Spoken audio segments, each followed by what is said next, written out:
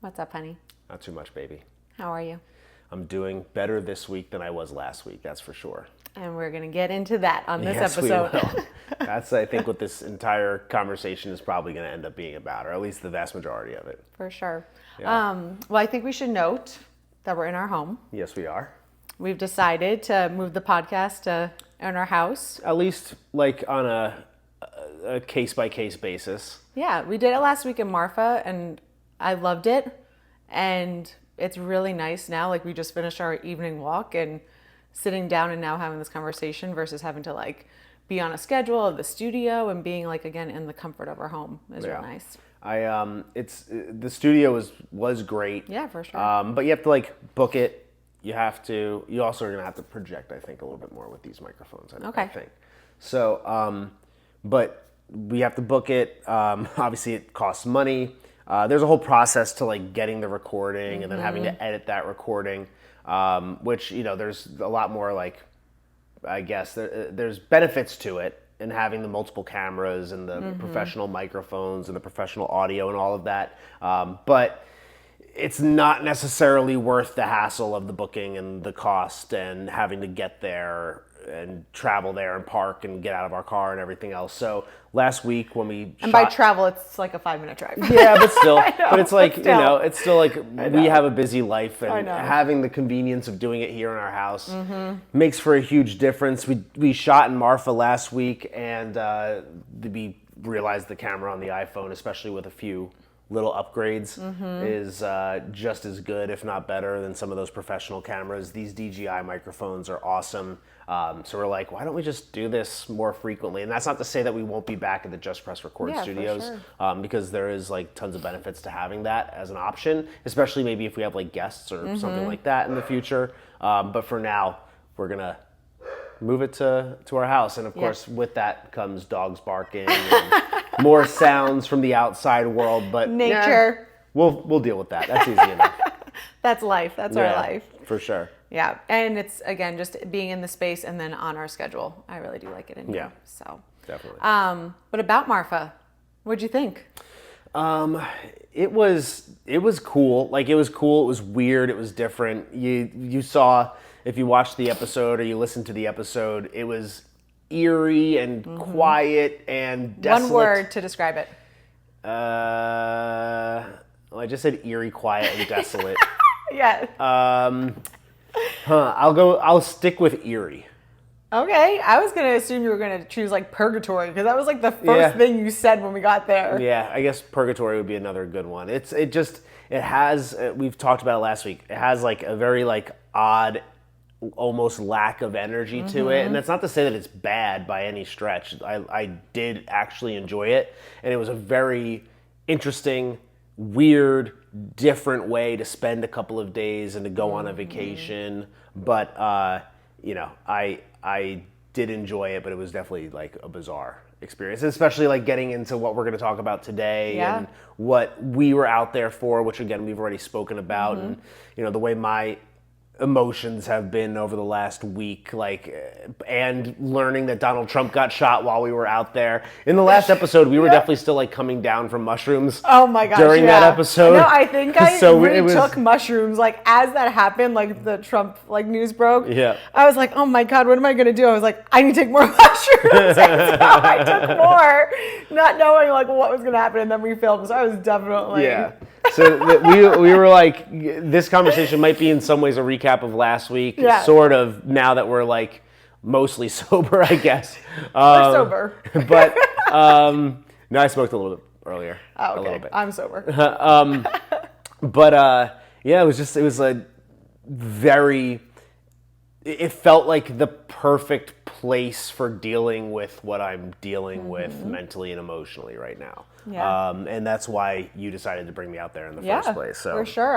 Again, recap is I decided to bring you out there to do a macro dose of psilocybin and do some introspection and kind of dig down into kind of the emotions, thoughts, everything you've been feeling. Yeah. And we went on the hike, and you took 1.5? I took 1.5 for the hike. Yeah. 1.5 grams. And you had some breakthrough stuff. I had some good moments. We had some nice moments where we sat there and I've to sort of recap where I was. We talked a while ago how I was having, I'll call them panic attacks. I don't like using that term because I didn't panic. I just got attacked. But you had feelings of panic. I'll say this, like we'll get into the point where like last week I actually did panic. Like I genuinely panicked last week. Don't get there yet. Yeah, I know. But about a month ago I was having those attacks and it was different for me. It was something for me to like unwrap a little bit or unravel for myself. Definitely something I've never experienced before. And I got through it by understanding and getting to the bottom of what the issue was to some extent. And then that eased up a little bit, but there was still like this clawing at my stomach sort of throughout the days and the weeks, just from all the nonstop work, the busyness, the to-do list, the calendar, one thing after another. We don't really have much downtime. We've said that before.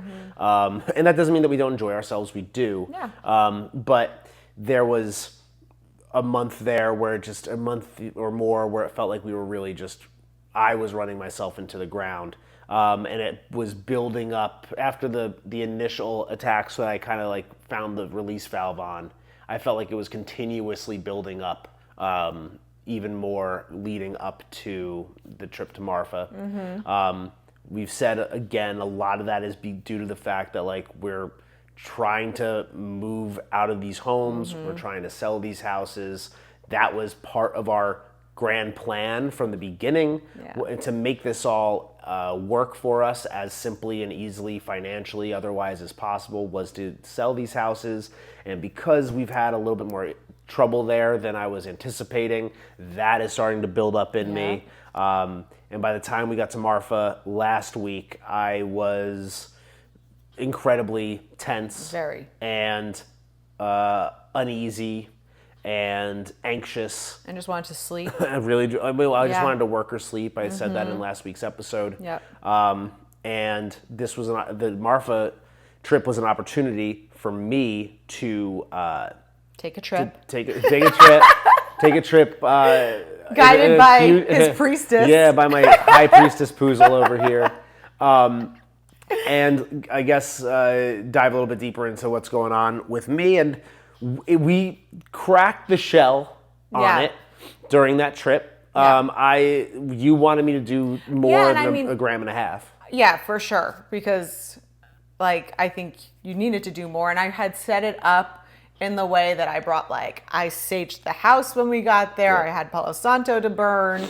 I had an eye mask for you. I had a speaker that had and I had a specific like meditation, like breath work, audio to play for you.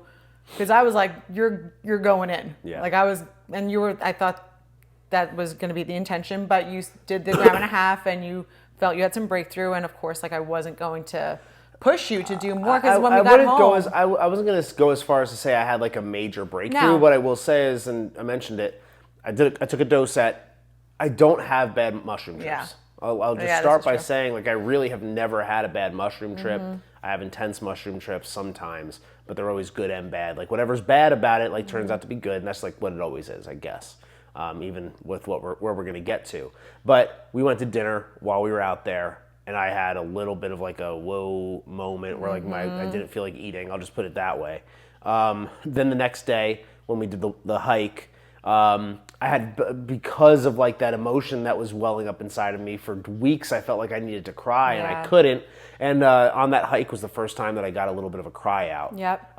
It wasn't like a blubbering baby cry, but it was a little something, and it did feel like a little bit of relief. Yeah. But it also felt like, man, if this gram and a half is getting me this far, like, man, I don't know if I can really do that much. I did like a gram at dinner the night before, which is like nothing for me. Yeah. And that was hitting me really hard. So I was kind of like, man, I don't know if I want to do any more than what I've already done. I feel like I'm maybe getting a little bit of clarity here, but I don't know if after those two smaller ones, if doing a bigger one, at the time at least, I was like, maybe I'll just take a pause, see how I do, and integrate what I've already come come to find just from these 2 smaller doses. Yeah, and I definitely, again, didn't want to say, like, no, you must do this, because, like, Yeah. if you weren't, like, ready and willing, then it wasn't going to, one, it probably was not going to be good, and, like, you've been probably resistant or something to it. For sure. And had more probably of, like, a negative visceral reaction to it. Sure. And now looking back at it after this past weekend, I wonder if it was more so like your ego being like, I don't want you to do it. Probably. Yeah, I think so. And that'll make more sense as we go on. Yeah. So we come back. We came back. We shot our podcast, and I think that you could tell in the podcast I was in like okay spirits. Yeah, like I wasn't in a bad place. I probably seem like I'm in worse spirits right now, just because like we're doing this at 8:00 on Monday, and it's been like a long day, and we have other things that we need to get to. So like, if I'm being completely honest, like I'm not like as ready and rearing for this podcast as I normally am right now. Snapping. No, I'm good. No, I'm totally fine. I just know that I'm like a little more tired right now, like coming into this podcast than I would normally be. Because we had a really great weekend coming out of what was a really, really challenging week for me. A lot of like also energy that you had to expend on the work that you did on yourself in like less than 24 hours. So again, like after that hike, we were in Marfa. We shot the podcast. You'll see that I'm in like pretty good spirits on that podcast. Feeling good. Coming home the next day felt relatively loose and decent. Like I knew that I didn't get all of it. Yeah. Like that was apparent, that there was still like a lot in there, but it felt like at least progress. It felt like some insight into what was going on with me. And it was largely like I need to ease up mentally and emotionally on the concerns about the houses. I've said before, like we know what our financial runway is with the homes. There's no immediate threat or concern whatsoever, but of course I'm thinking long term, as I typically do, in terms of like how this is all going to go. And it's like realizing like in the present, like we're totally fine. Like let's ease up. But then coming back this week, getting back to work, focusing on what I typically focus on in a week, I was outrageously tight, outrageously tense. Describe, I guess, like that tight, tense feeling. Well, the reason I knew that something was happening was because I had like lower back pain. And whenever I have lower back pain, it typically comes from having a lot of tension in like my lower abs and groin, like in my psoas. And you could feel that tension in there. It kind of pulls you forward and rounds you forward. And then as a result, like when you're walking, your back is supporting you. It's really common. A lot of people like claim to have lower back pain, but it's always, or not always, of course, but like a lot more frequently than you might think. If you are suffering from lower back pain or you're suffering from tight hips, a lot of times that is mental and it's psychosomatic. And like I knew that as I was feeling it last week. And of course I was trying to like physically like release it as well. But it was clearly like coming from my head and coming from like tension that I had mentally and emotionally. To the point where like my workouts like felt really rough. They were really challenging. I was really tired throughout the course of the day. And I think the mushrooms helped me to some extent understand what was happening, but I didn't do enough to get the true big picture and the clarity in terms of like where my mind was. And who knows, I'm telling this story right now and I'm going to tell you like exactly what happened and like the trip that I went on, which was a intense one. I'm going to even read some of my like journaling here today, but and I'm gonna say that like I figured it out, but like the reality is like I still haven't fully figured it out. And I think more is gonna come like as you're integrating it. And here I am, and I'll just say really quick, here I am saying like I am feeling tired like a little bit today at 8:00 at night. And we just went on a walk, and I still have like these wells of emotion that come, but at least I've gained a lot more clarity on what that's from and why I'm feeling that way. That's not external, but it's more internal.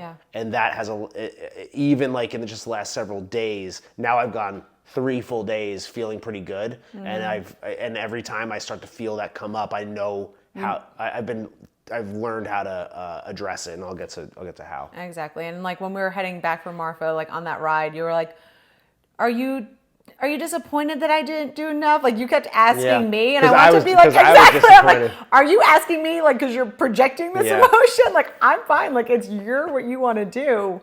Like, I'm not going to pressure you, but like it definitely was you being like, "Man, I probably should have done more." But again, just kind of being a little resistant to it. I will say this. I think like, and I don't like to put labels on things. I don't like to call a panic attack a panic attack. I do think that what I'm going through right now is something of like what would probably be clinically like deemed a depressive episode of some point, of some sort, I should say. So I'm probably going through some sort of a depressive episode right now.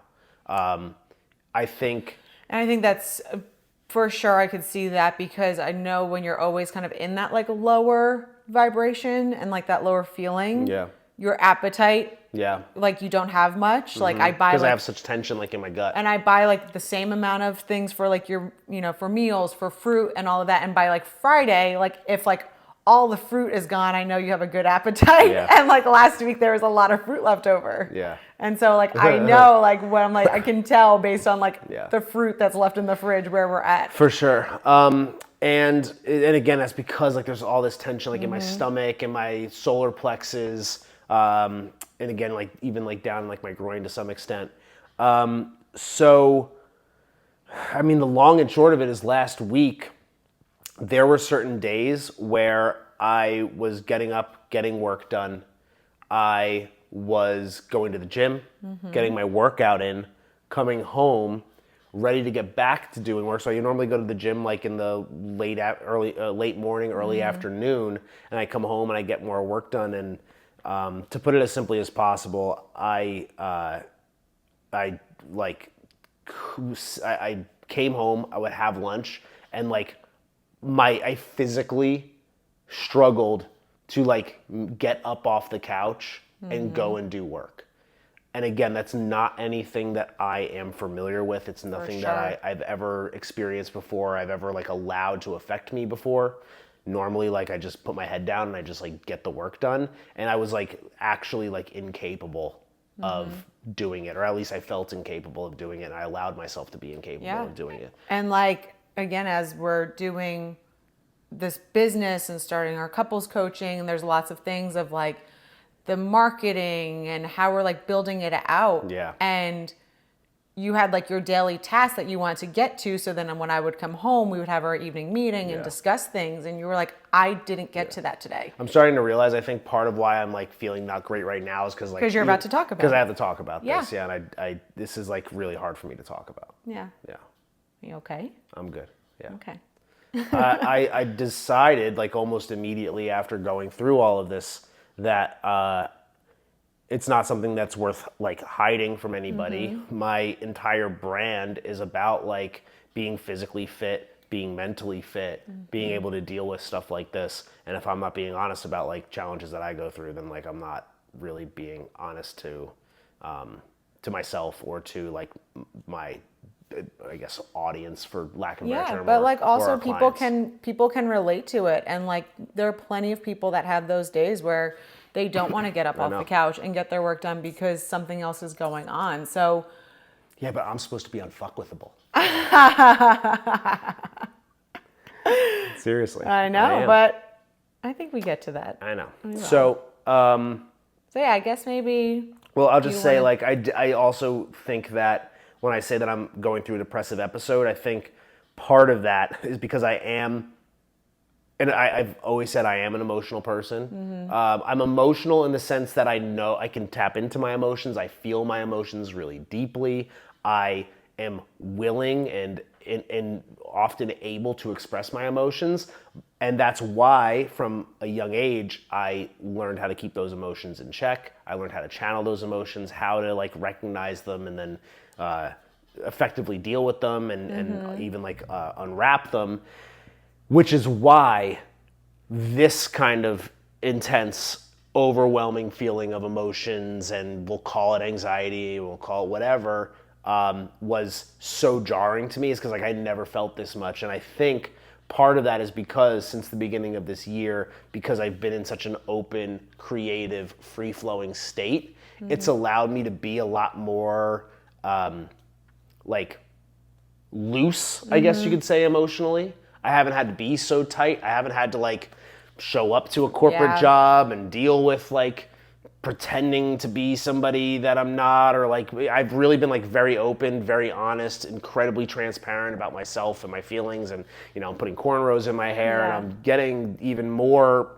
I've always been like a pretty open, honest, genuine person, a very open, honest, genuine person. I think that's what like most people resonate with. But like even more so this year, I've had the opportunity to like never have to put any kind of like facade on, like even a little bit. So what that does, I think, is it like overwhelms you in one end where like you have like really high dopamine hits and like your brain chemicals like swing in one positive way really wildly, because I'm like so open and free and creative. But then I also think that like if you're opening yourself up to the pendulum to swing so far in one direction, then of course you're opening yourself up to have the pendulum swing far in another direction. And I think that that's where I'm at right now. So who knows, maybe that would be like clinically bipolar or something like that. Like you might be able to say that. I don't know, like honestly, if that would be the case or not, but like it very well could be. I don't know. You know, like that could be what I'm experiencing right now. This is all to say, like, I'm totally fine and okay, and like, I'm not going to do anything stupid or crazy. I'm just going through, like, a lot of and it's wild just like, emotions and it's just right real. now that I'm not used to, and that have affected me in ways that I've never, ever experienced before. So last week, again, I think it was Tuesday and Wednesday, after I got home from the gym, I was in a place where I was, like, almost, like I wouldn't say immobile, like that's not a right way of putting it, but I was just like on the couch, like sitting there like, okay, like I have to muster the strength, the energy to go and take care of the things that I have to take care of right now. And it took me way longer than it ever should have to like get my act together. There was a couple days where I just want to cry. And I like sat here and I even put on like YouTube. I put on like crying breath work exercises and crying meditations, and I was able to get a little bit out, but it wasn't really enough. And then that either Tuesday or Wednesday, we went on a walk, and I said, you know, why don't we flip some of the things we're doing, because you were working on like systems and programming and all this stuff like you don't really enjoy, and like I love that. Right now, as far as like our business is concerned, we're doing a lot of the operations and systems things happening now through August is like what I have planned to get all that stuff done, and that's not my specialty. I like to, when it comes to that kind of stuff, I like to orchestrate the projects and like plan it out and like assign them and delegate them. I don't like to sit there and do it myself. I like the creative stuff. I like the marketing stuff. I like the sales stuff. I like the coaching itself and like the actual hands-on stuff. All the operations and systems is like it's just not my forte. So I was finding it a little bit more challenging to like sit down in the middle of the day and handle that stuff. Is that the reason why I was unable to get off the couch? I don't think so. Like this probably didn't help. But you did make the suggestion to like, okay, well, why don't we work on that stuff together at night? And you can do all like the more creative stuff that you like to do and that you're better at, honestly, like during the day. And that did like like Thursday you had a good day because like you flipped the routine and like you were feeling good, and I came home and we worked on the other stuff, and like I like to like sit and type and like do all the computer stuff, so like that's my strength. So I was like, okay, let's do this. So like Wednesday night, we did that. It was great. We came up with some really awesome stuff. Thursday I had a great day. Thursday night we did the same thing. Had an awesome night where we came up with some like really great marketing stuff that I was really, really happy with. Friday I woke up, I was having a good morning, and we went and got coffee that morning. We did coffee, some Italy planning. I will tell you that I still I know I was still in my head a lot during that time. I still felt like that, like a lot of tension, like a lot of it. And my psoas, when we were over at Prana for coffee, like my psoas were still so tight. I woke up and my back was like really bothering me. So you went into work a little bit late. I got some work done, and I had to get to the gym. And like the entire morning, I had like this weird feeling in my stomach. I went to the gym. I kind of had to, and I normally, like, I always have like butterflies in my stomach going to the gym, and I'm always like, at least half the time I'm going to the gym, I'm like, I can't believe I have to do this. But this felt like a little bit different. This felt like, And it was a plyos day. it was a plyos day, so it was a really intense workout. And I was just like, I'm just gonna take it. Maybe I gotta take it a little bit easy today or something. I was like, kind of like, I always say that to myself. I'm always like, maybe you'll just like take it easy today. And then I get there and I go all out. And I arrived at Lifetime. I did some Bulgarian split squats. Nothing felt right. Yeah. My breathing was off. My hips were tight. Everything was hurting me. Got through that. Then I did some hip thrusts. Same thing. Rhythm was all off. Breathing was all off. I was just like not feeling 100%. And then normally I do I either do like burpees or power cleans or like tuck jumps or something. And I was like, man, none of those, like, I literally don't know if I'm like physically able to do those things right now. So I decided I was just gonna do like air squats, squat jumps, which is still like intense, but like not as intense as the other things I was gonna do. I did one set, feeling okay, heart's beating pretty heavy, took a break, did my second set. Now I'm like, man, this is like a lot harder than I thought it was gonna be. And by the time I was done with my second set, I laid down, and my heart was going faster than it probably should. Now my mind is racing because I've had these panic attacks before, and I've said in the past, like, the panic attacks feel like I'm dying. Like I feel like I'm literally like physically dying. I keep thinking, like, am I having a heart attack? Am I having a stroke? Am I having an aneurysm? And there's also like my chest isn't like tight, and actually like I'm pretty good at keeping my breathing relatively rhythmic, but like I'm convincing myself that like my arm is going numb. And this is not something that like I have ever had happen before. Like in our 20 years together, like never ever. And here I am like at the gym, like laying down, like trying to catch my breathing. I stood up to like kind of like collect myself. I convinced myself that there was a shooting pain in my arm, laid back down. Now I literally am like, I'm gonna have to go to the front desk at the gym and ask them to call an ambulance for me. And I sat there in this back room for 15 minutes probably. After my second set, I had one more set to do of doing these air squats. And I have said in the past that in the last 20 years, I never skipped a workout, and I've certainly never walked out of a workout before. And for the first time in my adult life, I walked out of the gym. I couldn't finish the workout. I literally thought I was in the process of dying. Like I thought maybe I was having a heart attack. I even stopped after my second set. This is like genuinely like very, very difficult for me to talk about. This is and it's also really difficult to like put out there. For sure. Because like I know what I've like said about myself. And how you hold hold yourself to a certain standard that I hold myself to.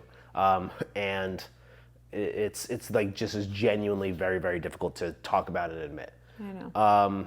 So I got done with my second set, thought I was gonna die, stood up, walked around, laid back down because I thought that maybe like I was literally having a heart attack and like my life was ending. Pure panic. Stayed in there for again like maybe 15 minutes. I went out and I was like, well, maybe I'll just get on the elliptical and maybe I'll just like do the elliptical for 30 minutes or so just to like finish this workout out. And I got on the elliptical. I like moved the handles like a little bit, and I'm like, I actually just have to go. Like I have to leave. So like I kept my chin up and tried to like act like Mr. Tough Guy, leaving the gym. But like I was walking out, I was devastated with myself. I was genuinely terrified. I didn't even like I felt like a different person, like a person I didn't recognize doing that. I got in my car, I texted you to say, can you talk? I like sat in my parking space for like a little while. I actually drove down to like the second floor, sat in a parking space for a little while, and eventually like drove home like really calmly, like, okay, you're not dying, you're not dying, you're not dying, you're not dying, Yeah. you're fine, you're fine, you're fine, you're fine. And I got home and I had to lay on the couch and you called me. Yep. And I told you what happened, and I could tell that you were a little shaken by it. Well, because that is not me. Yeah, I mean, you called, or I saw the text, and I was in between, like, with patients, and it was very weird timing wise, because like once I came home and you told me all of it, there was like a good 40 minutes of like when I was like with a patient in between that I felt like something was off. Yeah. And like something just didn't feel Something right. was off. Yeah, something didn't feel right. And I was actually saying to a patient, like, I was like, something feels like disconnected. Like, I don't know like what it is. Maybe it's like, that morning, like Microsoft had that huge like software breach or whatever it was. Like, I felt like very like not secure. Like there was something going on. And then you had the text from me or to me. And then I called you when I was done with my patient. And yeah, I mean, obviously I made sure you were good and safe, but you were like, well, I'm having that pressure in my chest, my arm, I think it's tingling. I'm like, well, is it? Like, I was like, I had to like really from the phone be like, do you actually have to go to the hospital? Like, are you having a heart attack? Yeah. Or is this just panic? Yeah. And once we kind of broke it down, like it was truly just, it was panic, not just, it was panic. It was that bad. was then resonated or coming out as like you were having a heart attack, and you're like, I felt like I was gonna die, and like that, I was like, the lights were going on. I'm like, yeah, you were about to black out from panic. Like that's what happens. Yeah. People have panic attacks and black out. Yeah. Like. And again, like I had a little one on Tuesday, I had a little one on Wednesday, and this was even more, and those were weird and bizarre and strange to me to begin with. Being at the gym and having that happen and having to walk out of my workout killed me. Yeah. Like that's kind of like what we're getting here is like I thought I was dying, and in many ways like I was in like just like in a different way. Yeah. Yeah. You're like, I can't believe I'm about to admit this right now, but I had to walk out of my workout. I left the gym. I didn't finish my workout. And like when you said that, I knew. I was like, fuck. Yeah. Like Jared needs like to we're talking work through some shit. We're talking verge of a mental breakdown. Yeah. Clearly. Yeah. Like for something like that to happen to me. Yeah. So I knew that you were nervous. I laid here for a little bit longer, and now I'm like, crap, now Poozle has to deal with this, and now she's at work, and now that made me feel even worse about it all. You're thinking about this and probably worried a little bit, and you're supposed to be in with a patient, and I'm sure you're not as present as you should be. And you said Which you were. I was. So I know because you were. I'm I know you were. able to like separate that. And I am too normally. Normally, yeah. But this again is different. So then you called me back. Yep. And what did you? Why don't you? So yeah, I was getting out of work at 5. It was around like 3:30 when I called you back, and I said, "This is what we're gonna do," because we had plans to maybe do a walk, film our podcast We were planning that on filming night. this here on Friday night. We had work plans to do. We were going to plan Italy. And that is kind of like the thing that's the most interesting is like that afternoon overall, like I was looking forward to. It was Friday afternoon. Sure. It was a beautiful day out. I was getting my workout in. I was planning on going for a walk in the afternoon. I had like a couple like kind of fun things to do. Then we were going to shoot our podcast and hang out for the night. Yeah, and like then we finish had a nice, our Italy trip. And then we planning. had an awesome weekend planned. Yeah. Which hopefully we can talk a little bit about what we will. Yeah. What happened this weekend. So, like there was nothing that I could point to. Yeah. That was like causing that kind of distress. Yeah. So I basically said, I'm like, we're not doing any of that stuff tonight. What I want you to do now for the next hour and a half until I'm home, I want you to journal. Like, because what's happening now at this point is you're having all these thoughts, feelings, and emotions. Yeah. And you think you're processing them. You think you're working through them. But what you're doing is you're pushing them down. like deep into the pit of your stomach, that's now resulting in you not able to get any of your work done, do any of these things that we need you to be doing. Well, let's not say get any of my work done. Well, you know what I mean. Like having It was. I mean, some days of not doing the work that needed to be done. I did get all the work done that needed to be done, but it was a lot more difficult and painful. Yeah. And it was not fun. Yeah. It was not fun. It wasn't enjoyable. Nothing about it was enjoyable. And I think like we'll get to the point where it's like the reality is like I really love my life. Like I love our life together. Of course, I love you. I love everything that we do together. I love our dogs. I love our houses, regardless of whether they're taking a while to sell. Yeah. I love our friends. I love our social life.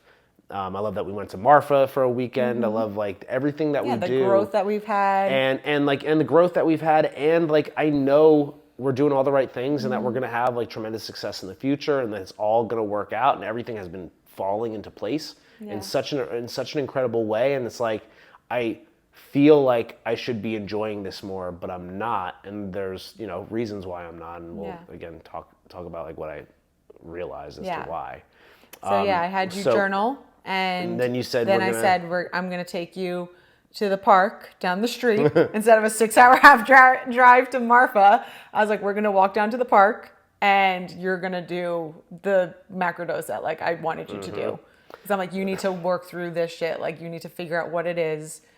And you basically are like, okay, like, I'll do that. Yeah. Like, which I I honestly didn't even have to think about it. I was literally just like, okay, yeah, let's do that. I thought, and then when I was saying it, I thought you were going to be so resistant. And I already had like planned thought as far as like, well, we have to film our podcast. We have to do this and this. And I was like, I don't care about any of that stuff right now because like we can't do anything. Like I don't want to film an episode with you when you're going to like not be present. Of course. Be like constantly thinking of like the next thing. Like it's not going to be good. Like that's going to be a waste of time. Like right now we need to like focus on you. But the reality is like that experience earlier that day was so jarring to me that I was like, I will do anything to stop this right now. You're laughing, but like that's how serious I was. But like, I mean, for me, within like an hour and a half to convince you of being like, you're doing 3 grams of mushrooms. Like that's it. Like, it didn't take you an hour and a half. You said like an hour and a half before we did it. You're like, we're gonna do mushrooms. I was like, yeah, okay, I'm gonna do a ton of them. Yeah. So we hung up. I went upstairs and I started journaling. And I'm not gonna read everything that I wrote because I wrote like 20 pages worth here. In like an hour, but I do have some things that I wrote. So I don't know if I'm gonna read it all right now, but like I started by saying, I've said that I prefer walking, thinking, and talking out loud over journaling. I get restless when sitting down. I don't love the physical act of writing. Actually, I don't like most physical acts. I like thinking and ideas.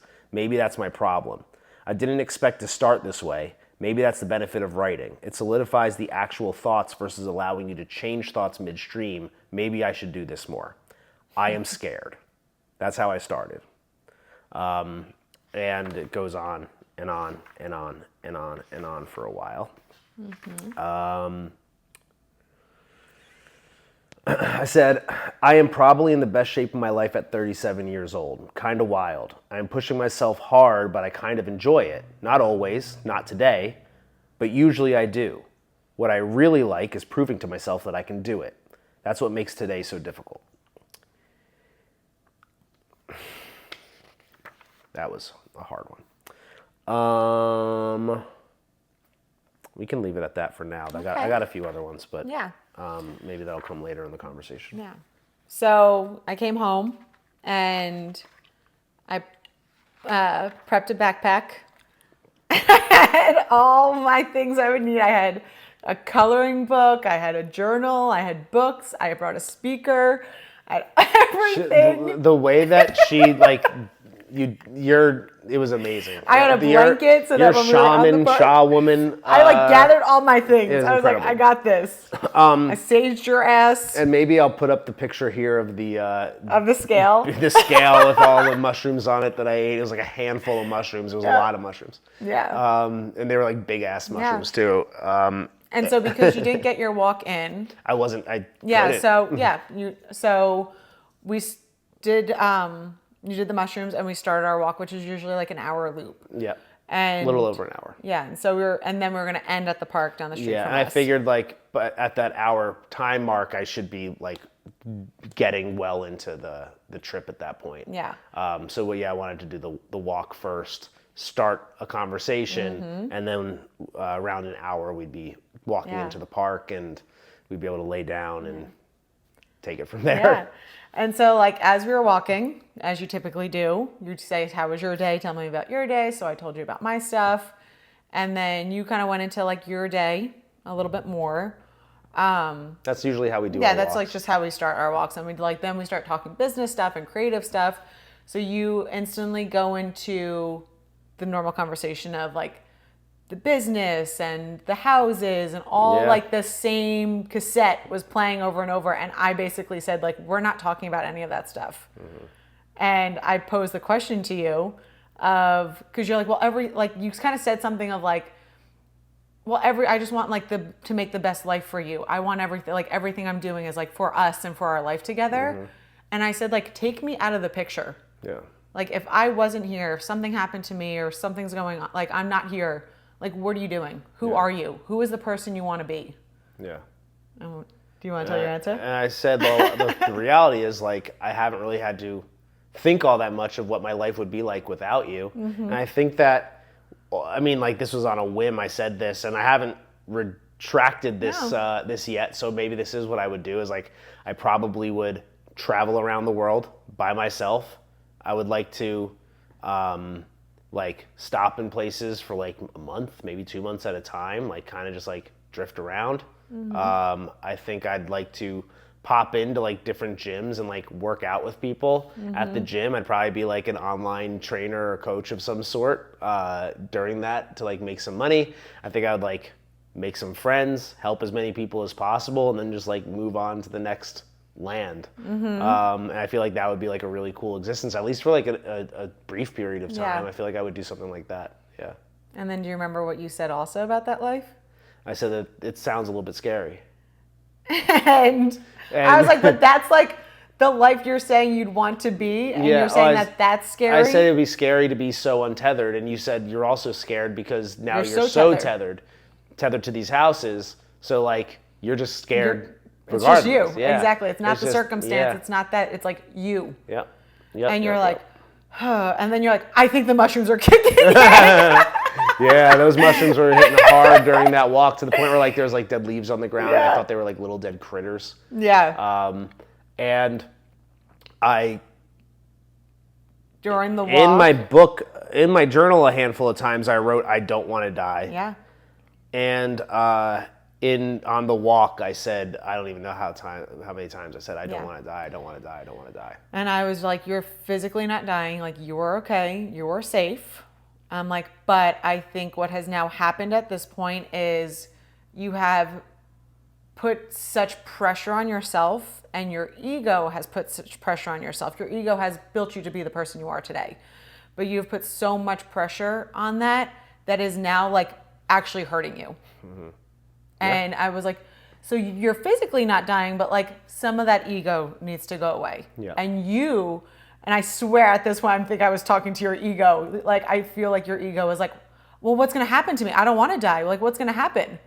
And I was like, I'm like, nothing's going to happen to you. You have your habits. What I you said have was, your I don't discipline. know what that looks like. I said, I don't know what that looks like. I don't know what it looks like to like have my ego fall away. And like, I also believe that I have a benevolent ego for the most part. I don't think I have my ego does not want to hurt people. My ego wants to love people. My ego is really, I believe, out for like the best interest of like myself and the people around me. I don't think it wants to put me in bad situations or precarious situations. So like that is one of the reasons why I actually really like my ego.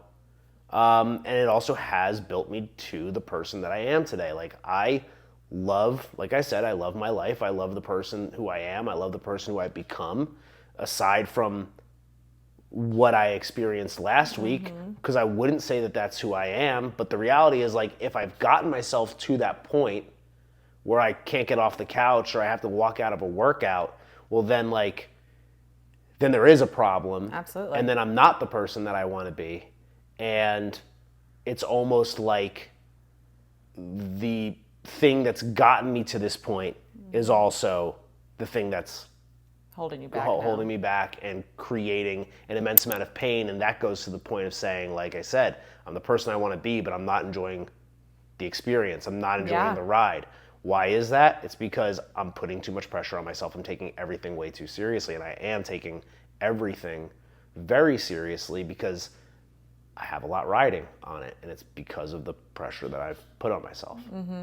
And some of that is like that, like pressure that, like the homes, is at this point outside of my control. It wasn't my control. And I've been saying that for I know a long time. I know. Well, but the problem is, it's outside of my control, but I'm trying to find ways to control it, and I'm trying to like make up for that pressure that's on me that I can't control in other ways, and it's just creating like a debilitating squeeze.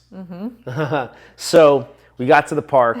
You want to talk about walking into the park? Yeah, so we're walking into the park. Well, I'm going to look at the time. Yeah, and we're walking into the park, and it's the beautiful location. It's these like welcoming trees. Every time I walk into this park, I say like, "Hi, trees!" Like it's like such a loving space, and we normally love to go to it. Yeah, I love that park. And we're walking up to this one area that we like to go like set up and lay in, and you're like, does this seem like really eerie to you? And like the sun was shining, birds and squirrels were out, and I was tripping my balls off. I was tripping my balls off. And I was like, no, this is not eerie at all. I'm like, this is beautiful. And you're like, I feel like I'm walking to my death. And I was like, this was a theme. It was a theme for sure. But now, do we think it's weird that Marfa also felt like purgatory and felt like death? And I use the term eerie. Theme. Yeah. I use the term eerie too. Yeah. And now we're walking down that pathway, and I use the term eerie. It's a pathway I've been on 1,000 times before, and it's never seemed eerie. It always seems like really lovely. Yeah, and like again, sun was shining. It was beautiful out. We go out to under the trees, and I'm like laying out the blanket for you, and you're like standing there like scared, and you like at some point you go, I think during that whole walk you were talking to my ego. Like I don't like, and I'm like I know, and I'm like just lay down, like come on, and you're like I feel like. I'm like I'm at my funeral, and I was like, okay, I'm like you're fine, you're in a good space, you're fine, and I gave you the blindfold, and you put that on, and I put the speaker on, and I had was the Amazon rainforest, but you described it as like what did you think it was? It sounded like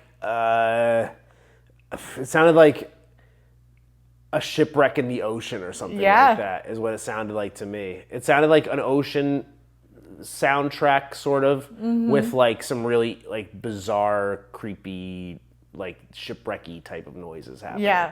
And I had the blindfold on too. Yeah. And at that point things were hitting pretty hard.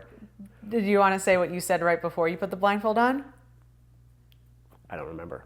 You said, I did this to myself. Oh, no. Yeah. As I'm putting the blindfold on, I said to myself, why did I do this to myself? And I wasn't talking about the mushrooms. I was talking about like being in this situation, like being brought to this in the first place. Yeah. So why did I do this to myself? And I said, you're going to be okay. And that sort of set the tone because I put the blindfold on, and like it didn't take all that long for the demons to reveal themselves. Well, you put the blindfold on. You're like, all right, enough with the light show. That is what happened. I put the and I'm just like sitting there and coloring. That's and actually so true. I forgot about that.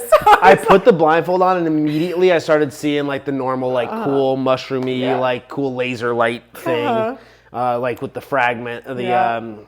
What do you call it? Fractal patterns and the different colors and stuff. And I like within the first 30 seconds, I was like, enough with the light show, get to it. Yeah. I said it out loud. Yeah. I forgot I said that. And it listened. It listened pretty quickly.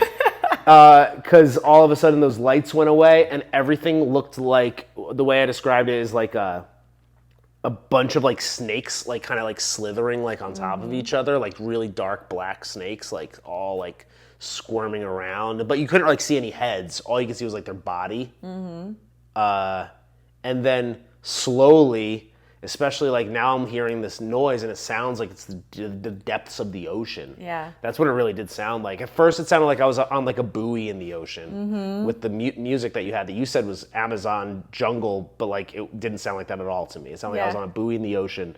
And then like as these snakes are kind of like squirming, it feels like I'm in the ocean. And I'm like, okay. And then as I start to realize like and thinking about like the pressure that I've put on myself and this like feeling that I have in my gut and in my groin and like this tension that is like squeezing me from the insides, those snakes like they start to like kind of Like loosen themselves, and it turns out that it's not snakes at all. It's actually the tentacles of like a giant kraken. And I'm like sitting underneath like this kraken thing that now is like kind of like doing its little like squid or octopus like motion like kind of away from me, and I'm like looking at its like black tentacles. It's like a big ass giant squid kraken thing. And I'm realizing as I'm sitting there that like those tentacles are the things that are wrapped around my insides, wrapped around my guts, wrapped around my groin, that are like pulling me down deeper and deeper, and it's this pressure, and that kraken is the pressure that I've put on myself. Yeah. And very, very, very, like, and I think it's very common, like you don't necessarily like talk to the demon so much. It's more of like a telepathic thing, usually in like these trips. When you see an entity of some sort, you like kind of like telepathically communicate with it.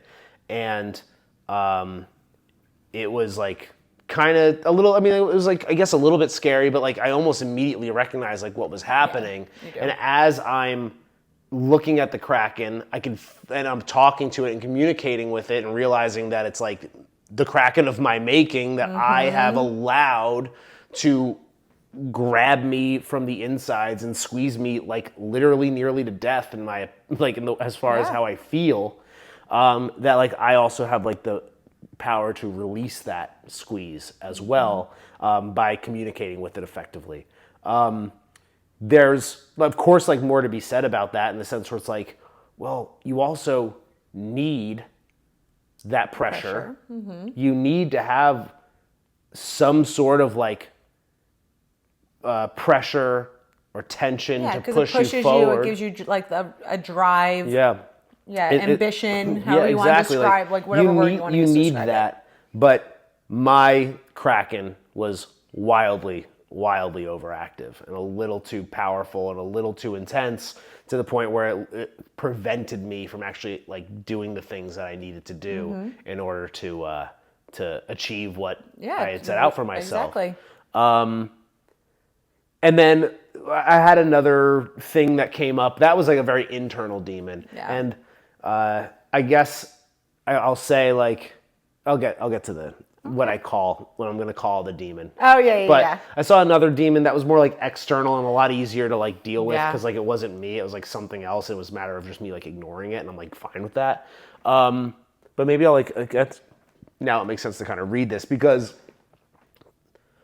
after I came out and I took the blindfold off, I thought it had been like an hour and a half. It was go, how long has this been? How long have we been out here? I'm like, you've been at it for 20 minutes. And you were like, holy shit.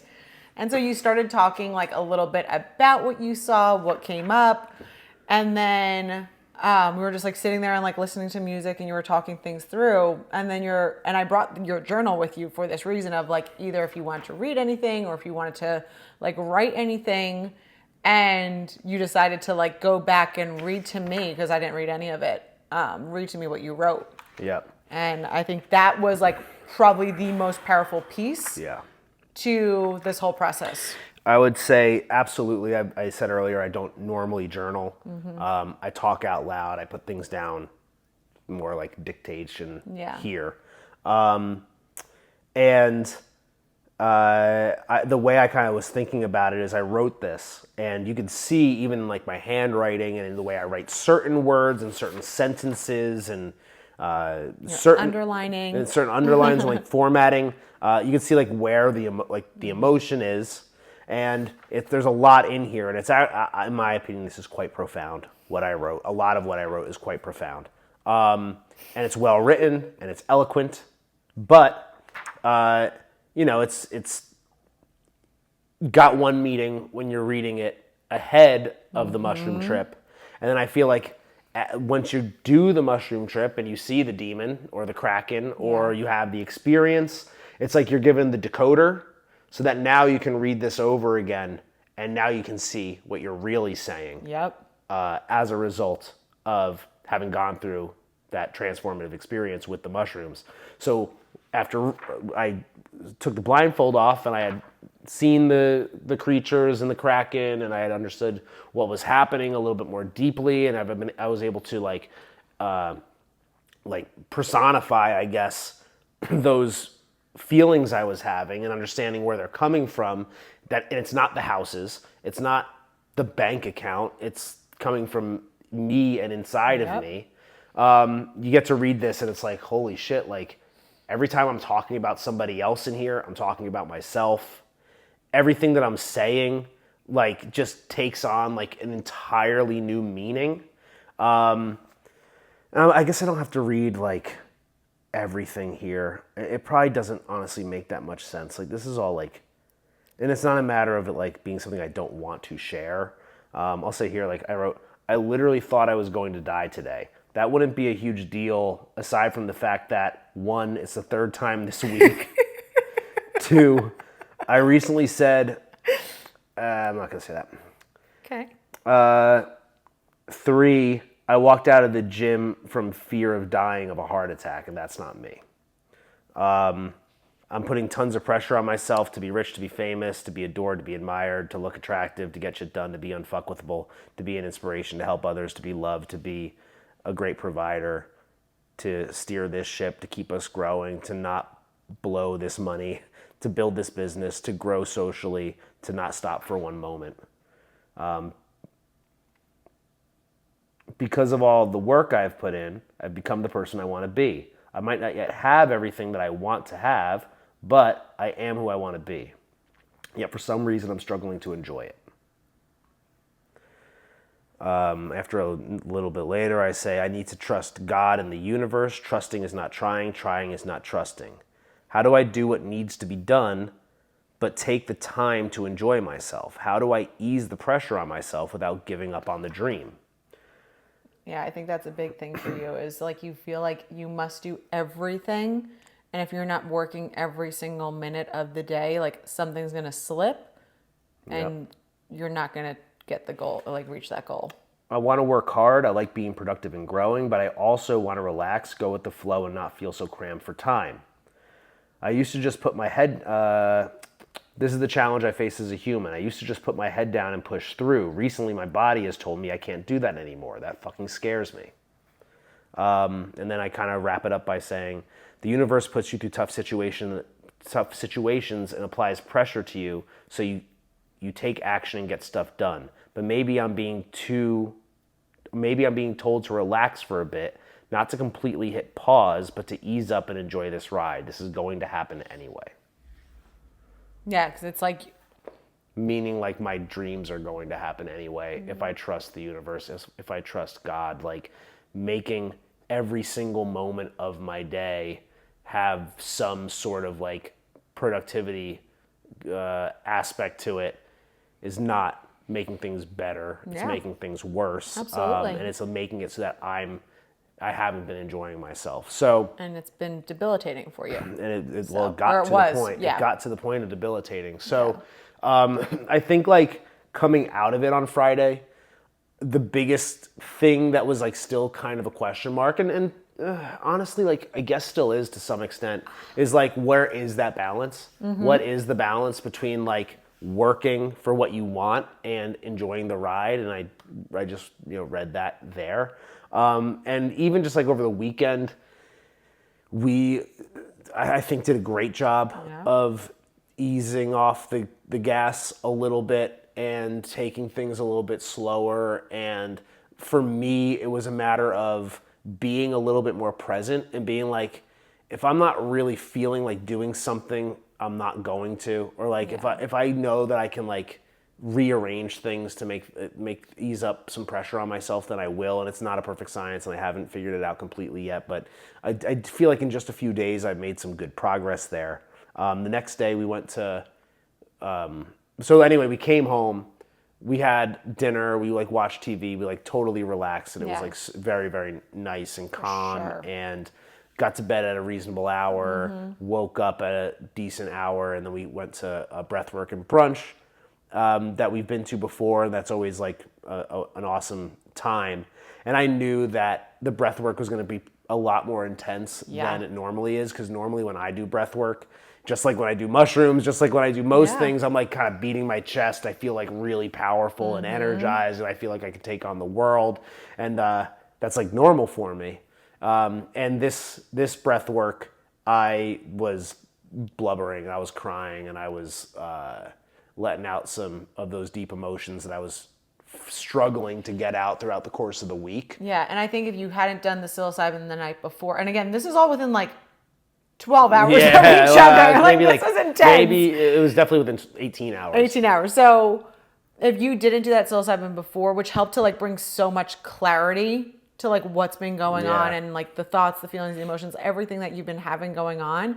If you didn't do that, I feel like you wouldn't have gotten much out of that breath work, but because you did, so the stuff that came up during the breath work, you were able to be like, okay, let me make sense of this. It felt like if the mushroom trip was an earthquake, the breath work was like a mini aftershock sort of, where I got to like parse through a little bit more of like the granular, finer details of like what I'm thinking and experiencing. And I was definitely like crying pretty hard in a room of like 24 people, but everybody's got their blindfolds on. Everybody's going through their own shit during that time anyway, so it's not like anybody even like knew probably. But like, and I'm fine admitting that, like I don't care. But it was nice to do that. Then we had a brunch there. That was great. Went home, had an awesome dinner. We had an awesome day, and then we did go to dinner with a friend, and that was actually the first time that I had, like, we were having like a nice intimate conversation about things that are going on in everybody's life. Yeah. And it was, I felt like I should share what I was going through, and I had no expectation of sharing it whatsoever. I mentioned that I did walk out of the gym that day. I felt like that was like something that was worth saying at dinner, not only because I felt like maybe it could relate, she'd be able like to relate in some way, but also because I felt like, this is not something that I should be hiding. So I wanted to like be really like open and transparent about that, and it was kind of part of the discussion that we were having anyway to some extent. And then I figured like, rather than wait to reveal this kind of stuff down the line on the podcast, or, sometimes I wait a few weeks to like process it. I'm kind of like, let's talk about it now. Yeah, let's make get it like out. an active, because like this is just part of the process, and part of like the integration of it is being able to like talk about it and dig into it. And as you're talking about it and thinking about it, new things might come up. Yep. And like, as you're saying, like even today, we're like on our walk and you're having that feeling, but like you now know like, okay, what is that connected to? So like it's clearly I'm having a pressure about something. So we talked about like what happened throughout the day, what was going on today, like what's... Well, I mean, we always do that. Yeah. And we always work through our stuff. But now like just knowing a little bit more clearly like where that's coming, like very clearly where it's coming from inside of myself. Not externally. Normally we'll talk about the external factors. We're like, oh, it's because I'm worried about this or I'm worried about that. And it's like, once you can like identify that it's something that's going on in your own head and it's a pressure that you're putting on yourself or an expectation that you're setting, and not something that's happening externally, like it's helped like a lot. And I already feel better like now sitting here, like now that it's out, I'm a lot looser than I was sitting down, because I had I had that feeling in my stomach sitting down a little bit, because it is hard for me to talk about. But a few more things I'll say is that on Sunday, I made up the workout. I went to the gym. I got the whole workout done. The one And that then some. And then some. The one that I left halfway done on Friday. I went back and did the entire thing on Sunday to prove to myself that I could. Also to say, once again, that I've never skipped a workout in 20 years. And again, now I can't say that I've never walked out of a workout, but I can't say that I never made it up. I didn't make it up. And the other part is that I've decided, and this kind of like makes it a little bit more fun and a little bit more loose, and it kind of like again helps put things in a more like playful perspective, because a Kraken is an octopus, and because this octopus and this Kraken is something that I not only have to deal with, but I also need to learn how to make friends with, because like I said, it's important that I have it. You need to have pressure on yourself at some point, and you need to have that ambition, and you need to have that drive to accomplish things. If not, then you just become like a worthless blob, or like you just let whatever happen without taking any kind of initiative or control. I'm not comfortable with that. Maybe in 20 years, or maybe at some point down the line after a bigger mushroom trip, I will be. But the reality is like, I'm not comfortable with that. I want to grow. I want to succeed in life. And you need to have that ambition. So you need to learn how to communicate with those tentacles that are in my stomach. I need to learn how to communicate with that Kraken and use it for good, but also tell it when it's time to ease up. Yeah. So because it's a Kraken is basically a giant octopus, I decided that I'm going to start calling the Kraken that I have swirling around in my stomach Pussy. And that whenever I start to feel that tension and those tentacles squeeze in my gut, I'm going to go, my pussy's acting up. Your pussy's acting up. My pussy's getting the best of me today. And now by communicating with it and calling it my pussy, I can have a little bit of fun with that demon that's swimming around inside of me, that's causing me to either like accomplish great things or hinder me from doing so. So that's been my story this week. And again, I will say, like, Saturday, Sunday, Monday, we had a great weekend. Great. Yeah. Relaxing, being more present, thinking about like, am I enjoying this? If not, why I should be, and like reframing things that way. I've really like, everything feels lighter. I'm not in my head. My back and my psoas, everything is like loose. Released. It's loose. Like it's kind of wild when you realize how much of your physical pain is all in your head and just caused by your thoughts. Yeah. And what I would say is like, if I felt like the last few days I like understood things better, but I still had like that same physical pain, those physical ailments, I would say like, well, that I clearly haven't actually resolved the problem. Yeah. But the fact that like we came home and all of that was so much looser, and then for the last 3 days now, I haven't had like that same back pain. I haven't had that pain in my psoas. That's just like loose immediately. Yeah. Like literally proves that it's all mental shit. It's all head shit. Actually, I think I had a. And you, when we came home, I can't remember what exactly you said, but you're like, am I having like a mental breakdown? Yeah. And I'm like, no, you're having a breakthrough. And like, you know, the difference of that, like we discussed that, like the difference of like a person at dinner too with our friend. Yeah.